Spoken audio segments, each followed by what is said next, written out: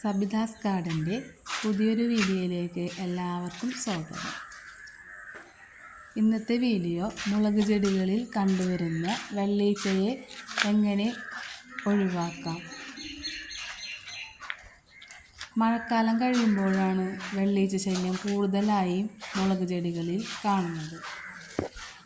നമ്മൾ തുടക്കത്തിൽ തന്നെ മുളക് ചെടികളുടെ അടിവശം നോക്കി വെള്ളീച്ച ശല്യം കണ്ടെത്തുകയാണെങ്കിൽ ഈ രീതിയിൽ ചെയ്താൽ പെട്ടെന്ന് തന്നെ വെള്ളീച്ച ശല്യം പൂർണ്ണമായി മാറും. നമ്മൾ തുണി അലക്കിയതിന് ശേഷം രണ്ടാമത് മുക്കിയെടുക്കുന്ന വെള്ളം, അതിൽ നേരിയ സോപ്പിൻ്റെ അംശം ഉണ്ടാകും.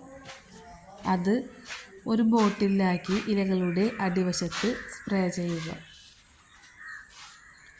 ആഴ്ചയിൽ 1-2 തവണ ഇങ്ങനെ ചെയ്താൽ ഈ വെള്ളീച്ച ശല്യം പൂർണ്ണമായിട്ടും മാറിക്കിട്ടും.